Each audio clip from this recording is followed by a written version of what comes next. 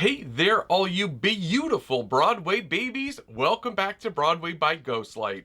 I'm Mark Benani, and this is episode 55 of Broadway Jeopardy, the musical theater trivia game for theater nerds at every level of Broadway knowledge. Today's game is a doozy, with 10 of the 26 clues being about musicals we've yet to cover on this show. So buckle up, Broadway buttercups, and let's get right into this week's game. This is Broadway Jeopardy!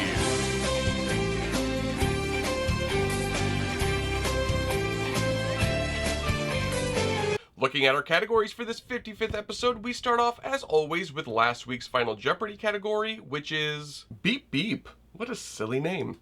Looking at some life-size or almost life-size cars and vehicles used in shows. After that, we have Any Questions? In this category, we'll look at shows who have songs with a question as its title. Then it's personal ads. In this category, I'll show you a fake personal ad that could have been written by one of the characters in a musical, and you name the show it would be from. And you know what? If you can name the character who supposedly wrote the personal ad too in the 5 seconds I give you, why not? You can take an extra 100 points. Next up is Screen to Stage, looking at the vast amount of musicals based on films. And last but not least, we have lucky number 5. The number 5 is my favorite and lucky number, so with today being episode 55, I thought we'd give the digit its own category, looking at some show tunes with 5 in the title. And we end with the final Jeopardy round, so make sure and keep track of your scores if you wish, so you can wager some or all of your invisible earnings on that final dastardly clue. We begin, of course, with the $200 round, or the overture round as it's known around these parts, where the questions should lean towards the easier side of the scale before I get all obscure on you with the later rounds. Kicking things off in the Beep Beep category, your first $200 clue is... Based on the film starring Dick Van Dyke, this musical star was a cheeky flying car. What is Chitty Chitty Bang Bang? When the 2002 musical first opened in London's West End, the car used in the show was designated by the Guinness World Records people as the most expensive prop in stage history. The show-stopping vehicle had a price tag of 750,000 British pounds, which today would be about 1.3 million pounds or 1.8 million US dollars. A hefty sum for sure, but as one source put it, the film used as many as 6 car models for the numerous racing, flying, and hovercraft stunts, while this prop car had to perform all these roles in the same show 8 times a week. Bang, bang, chitty, chitty, bang, bang, all 5 full-fended friends. Bang, bang, chitty, chitty, bang, bang. Moving on to Any Questions, your next $200 clue is... Max and Leo wonder where did we go right when they have an unexpected theatrical hit on their hands in this musical comedy. What is The Producers? The Producers was actually revived recently in London at the Menier Chocolate Factory. The production was extremely well received and is transferring to the West End proper this fall. Many revivals that originated at the famed Menier Chocolate Factory have transferred to Broadway, and something tells me that this production of The Producers will too, but we shall see. Let's check the personal ads now for your next $200 clue, which is... Fast-talking confidence man seeks piano teacher for dancing at the library and moonlight rendezvous at the footbridge. What is The Music Man? And it's of course Professor Harold Hill writing that ad. The film version of The Music Man got a novelization in 1962 written by Meredith Willson himself. The novel ends with these sweet words as the town heads outside to see the boys' band parade down the street. Quote, "We do know that, in his way, he had waited for Marion a long, long time, and if a happily ever after ever had or was to ever have a chance on this earth, it would certainly seem to be with these two, still locked in each other's arms, there in River City's empty assembly room." Aww. The $200 clue in the Screen to Stage category is... In the musical adaptation of Sister Act, as well as the original film, Dolores Van Cartier is housed in one of these while waiting to testify against her mobster ex-boyfriend. What is a convent? The musical version of the much-loved 1992 comedy film first tried out in Pasadena, California in 2006, and then Atlanta, Georgia in 2007, before opening in London in 2009. The musical has a score by Glenn Slater and the legendary Alan Menken. The original book is by husband and wife Bill and Sherry Steinkellner, but when the show was ramping up for its Broadway bow in 2011, playwright Douglas Carter Bean joined the creative team to help revise the book.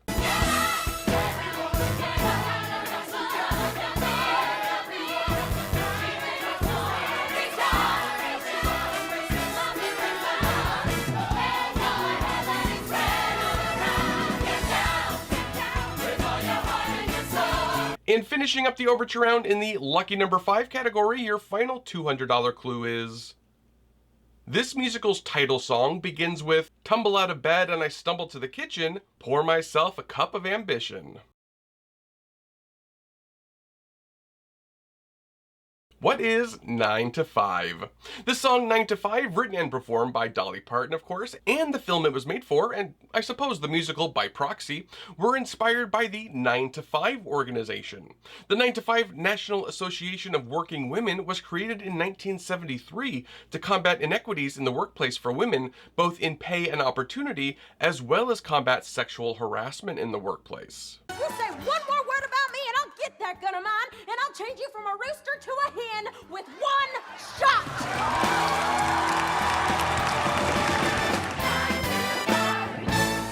I hope you all yawned and stretched and came to life during that first round. Let's move on to the only slightly harder $400 round now. Circling back to Beep Beep, your first $400 clue is...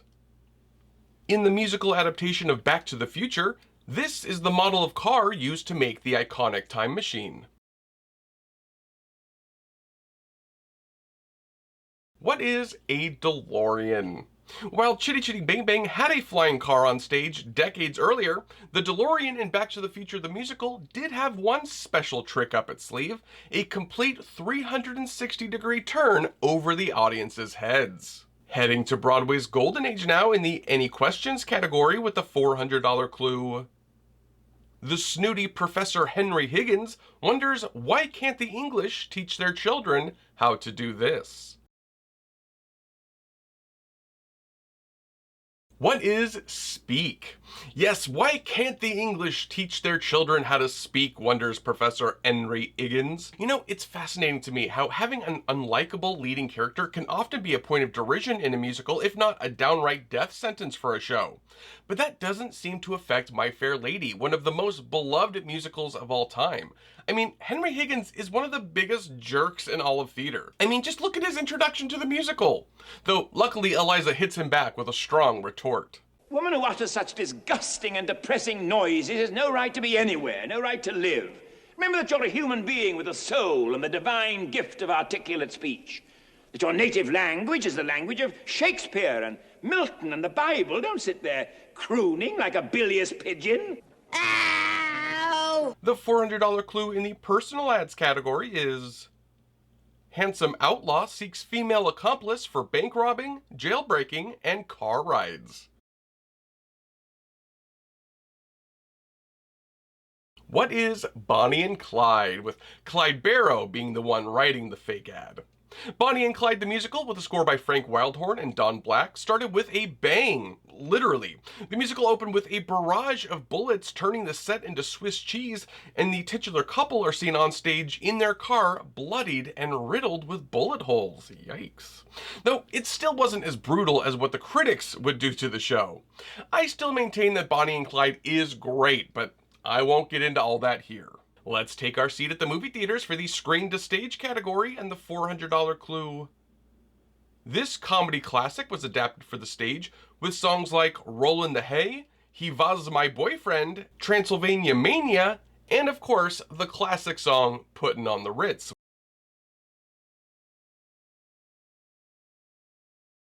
What is Young Frankenstein? After the mammoth success of the producers, it's no wonder that Mel Brooks and the rest of the creative team from that show would set out to recreate the magic with another Mel Brooks movie property, this time the comedic masterpiece Young Frankenstein. But lightning didn't quite strike twice, as Young Frankenstein received mixed reviews and would run only a little over a year. And your final $400 clue in the lucky number 5 category is... it's 5 o'clock somewhere, according to Escape to Margaritaville, a jukebox musical featuring the songs of this laid-back singer-songwriter. Who is Jimmy Buffett? The jukebox musical, which opened at the Marquee Theater in 2017, had the sort of plot you might expect to find in like a Hallmark Channel movie. A business-minded woman on vacation in the Caribbean falls for the easygoing lounge singer at the hotel resort she's staying at, the titular Margaritaville. Throw in a B-plot involving the woman's best friend and the resort's bartender, an older man always searching for his lost shaker of salt, and an active volcano, and you have yourself a musical. Not a good one, according to critics, but a musical nonetheless.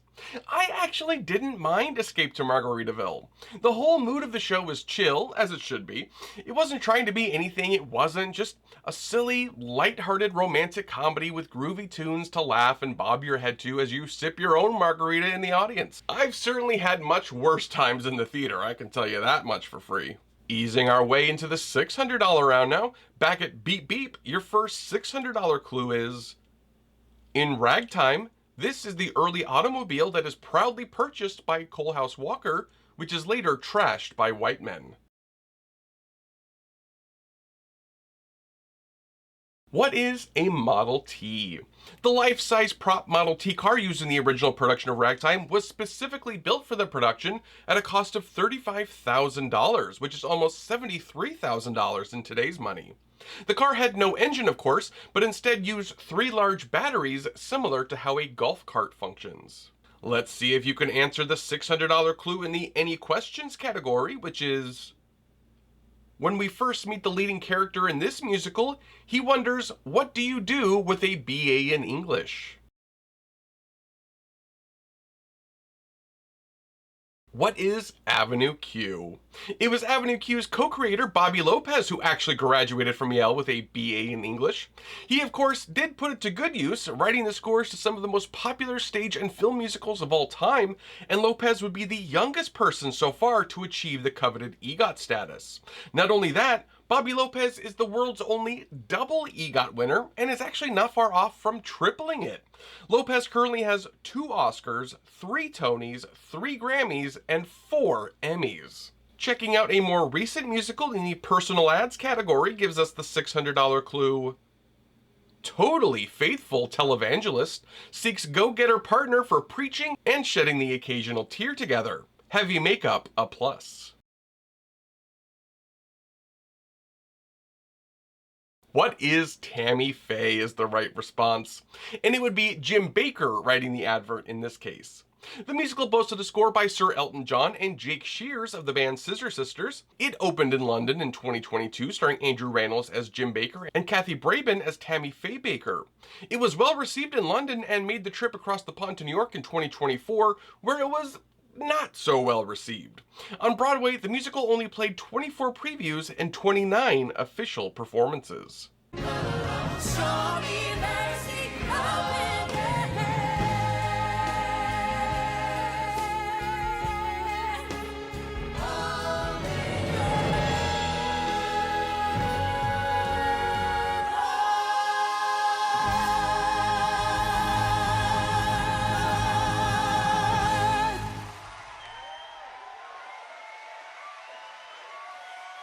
The $600 clue in the screen-to-stage category is...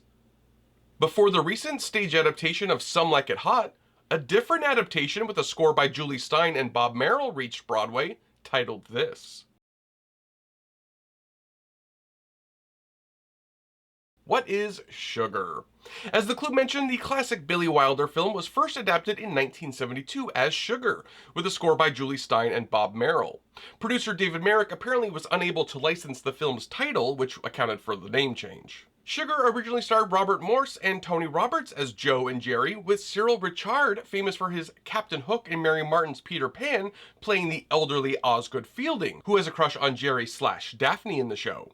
Sugar received an updated version in 2002 when the musical toured the US, now titled Some Like It Hot the Musical, with some added songs, and starred the legendary Tony Curtis, who played Joe in the original film, now appearing in the show as the elderly Osgood.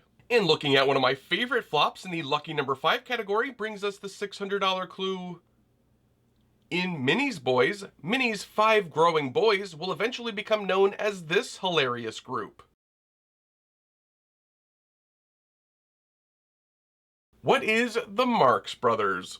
Minnie's Boys is a fascinating flop and one I like quite a bit.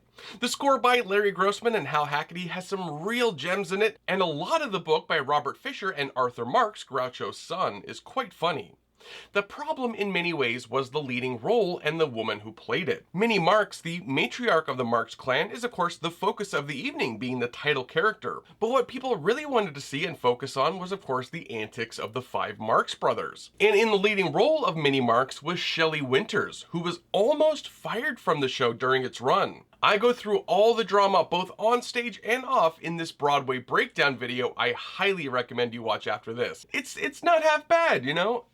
Shameless plug! Excuse me.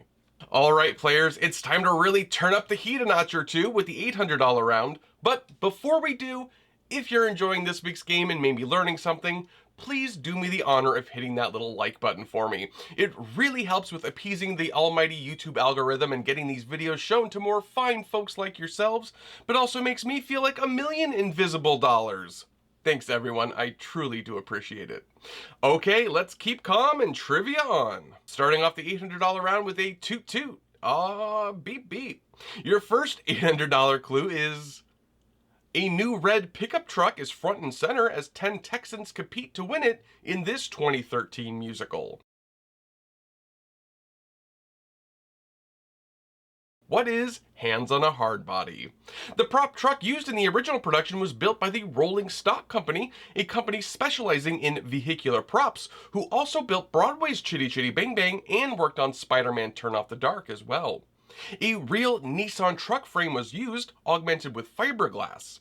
The truck, which weighed about 1,400 pounds at the end of the day, was not motorized at all, but did have a functioning hood, horn, taillights, and headlights.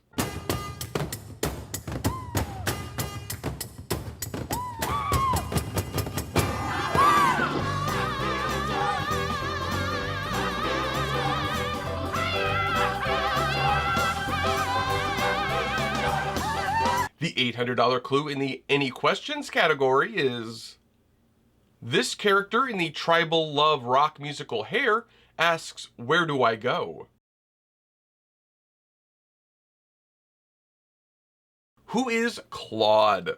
In the loosely plotted musical, the men in the hippie tribe are burning their draft cards in protest of the war. Claude, originally played by James Rado, one of the musical's book writers and lyricists, starts to burn his as well and then removes it from the flame, not sure what he wants to do, which, as you might have guessed, is where the song Where Do I Go comes in. This was probably the most memorable song in the show to audiences in 1968, not because of the lyrics or music in particular, but because this song was the ending of Act 1 of the show and contained the infamous nude scene. Let's look at another personal ad where answering it could get you $800. We have: nerdy teen seeks hero for intergalactic adventure. Interests include comic books, space lizards, and long-lost families. What is Starmites? And it would be the character of Eleanor placing the ad. Starmites is a very fun, very campy musical that was moved from off-Broadway to Broadway during a very poor season in New York, where the small show was crushed under the heel of Broadway and closed after only 60 performances. It's definitely a cult classic show with a small but mighty set of fans, including myself. I did the show in high school and I love it. It's an intergalactic comic book style show with a great score. I have an entire breakdown of this one too if you want to check that out after this. It's a lot of fun. Looking at a short-lived show in the screen to stage category gives us the $800 clue. This John Travolta movie got a short-lived musical adaptation in 2003 with a mix of new songs and songs featured in the original 1980 film. What is Urban Cowboy? The musical adaptation of Urban Cowboy opened to less than stellar reviews in 2003. Initially, the new musical with a mix of new and established songs was deemed ineligible for Best New Score at the Tony Awards, but after producer and fan protests, the issue was re-examined, and not only was the score now deemed eligible, but it even got a nomination for Best Score. Over 30 individuals shared writing credits on the score of the musical, which is insane. Though the new songs written for the stage show were mostly by either Jeff Blumenkrantz or Jason Robert Brown, who also served as the show's musical director. I think Urban Cowboy probably today is best remembered for its show art, for obvious reasons. Let's see if 5 is also your lucky number now with the $800 clue. This short-lived musical has 2 songs that fit the category, namely Desert Island Top 5 Breakups and Number 5 with a Bullet. What is High Fidelity? Opening in 2006, High Fidelity had top-tier talent on its creative team. The musical had music by Tom Kitt, lyrics by Amanda Green, and a book by David Lindsay Abaire. And yet the musical lasted less than 1 month, including previews. I gotta say, this is another flop that I really enjoyed when I saw it. I can't wait until Encore starts doing all these flop shows I loved in my youth, maybe in like 20 years. Well, maybe 10 years. I'm old. We've reached that point, my friends. The big show, the main event. It's the $1,000 round. Let me hear that dramatic music. Best of luck, players. Driving one last time to the beep beep category delivers us the $1,000 clue.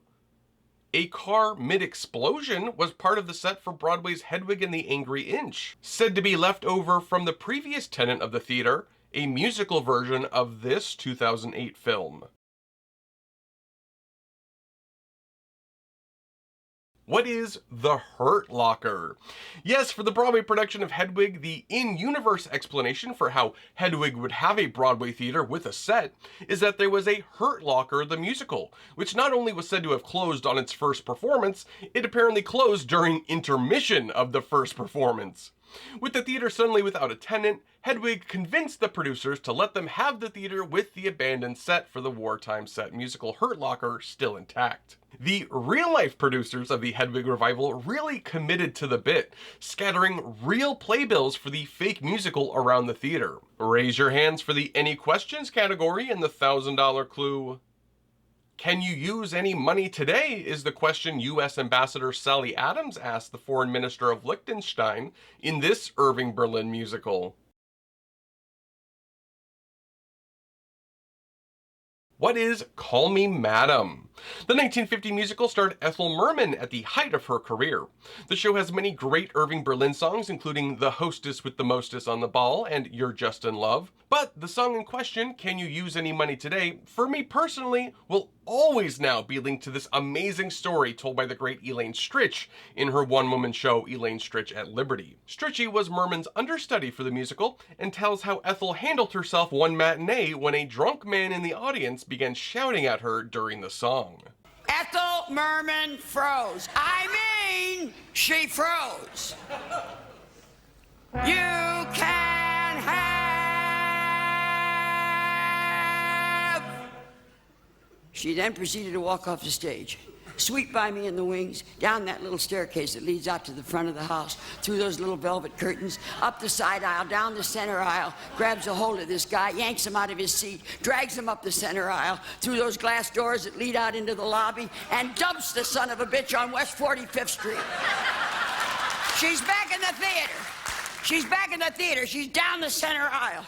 She crosses the first row of seats to the left of the orchestra, through the same little velvet curtains, up the same little stairway that leads back to backstage, sweeps by me again in the wings, and onto the stage, dead center, mine!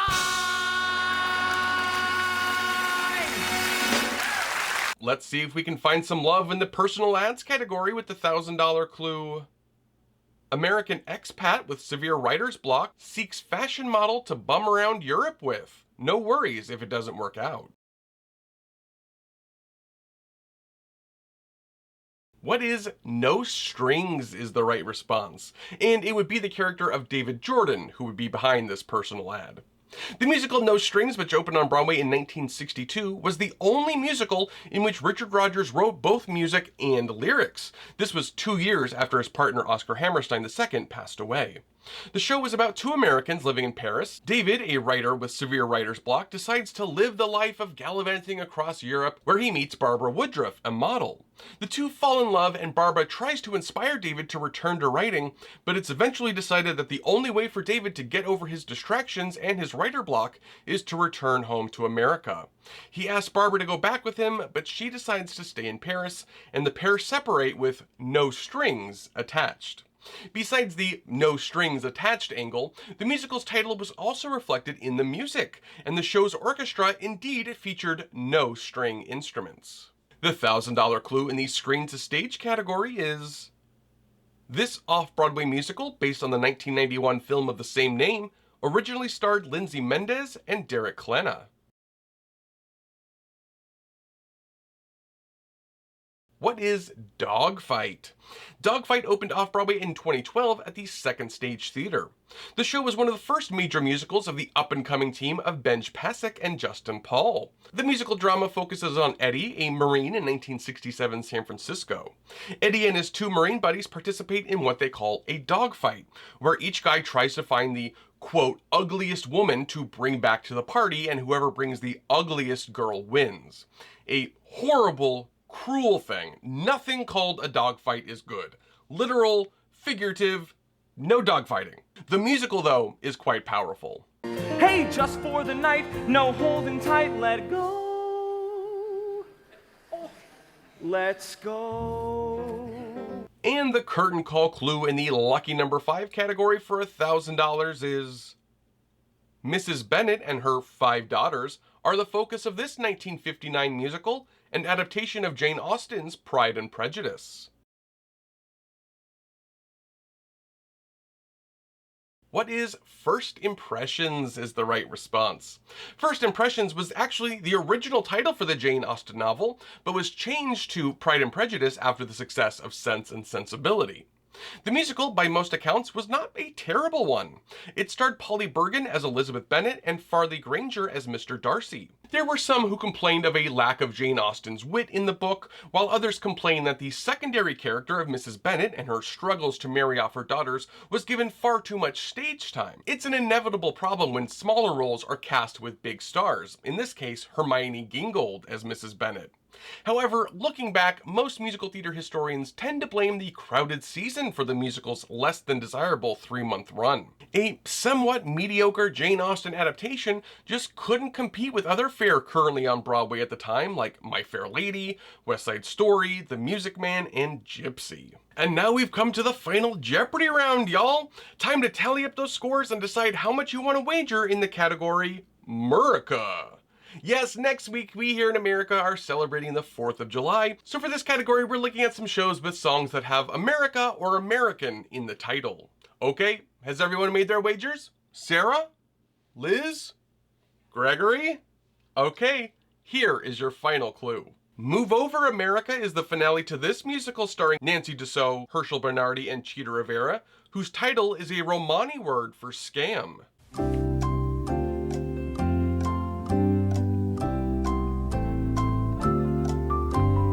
What is Bajor?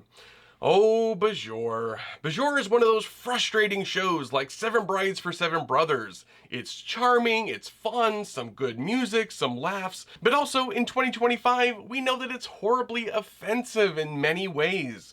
Bajor follows anthropology student Emily Kirsten, who, to earn her PhD, is studying tribes of nomadic Romani people. She gets involved with cockeyed Johnny Dembo, a tribal leader and so-called king of the Romanis. Now, I'm saying the word Romani here, but as you might have guessed, in the script, they use the word gypsy a lot, which we now recognize as a very degrading slur for the Romani people. Johnny Dembo is trying to get enough money to buy a bride for his son from another tribe, and they plan a big scam, or bajor, to get it, but it ends up that their unwitting target is Emily's sweet old mother. It's a really interesting show, one that I would love to do a Broadway breakdown of. I don't know, I'm very weary of tackling something that could be very offensive to some people. Let me know what you guys think. And that's this week's game! How did you all fare this week? Are you driving off a big winner, or could you use some money today? Be sure to let me know in the comments. Y'all know I love hearing from you and seeing your scores. Please share these videos with anyone and everyone you can think of. I really am still trying to grow the viewership of these videos, and I sure could use your help to do it. A little side note about the Broadway 101 and My Favorite Things series. I know it's been a minute since I posted any follow-up episodes to those, but with graduations and I've had family in town, it's just been a little too much right now to do both Broadway Jeopardy and those. But once everything settles down, I'm really hoping to get those out on a much more regular basis, so be on the lookout for those videos. As always, the biggest, wettest kiss goes to my beautiful patrons over on Patreon. I would ride into the sunset with y'all any day. Thank you guys so much. If you want to be as amazing as my patrons and help support the channel, you can check out my Patreon using the link in the video description. There's also a link to my merch shop, another great way to support the channel, if you want to get some fun theater or maybe some schminkadoon related merch there. If you want to connect with me outside of YouTube, you can find me over on Instagram or Blue Sky chatting about musicals or Marvel or other nonsense. I will be back next week with episode 56. What the what? But until then, I'm Mark Benani. This is Broadway by Ghostlight. Thanks for playing.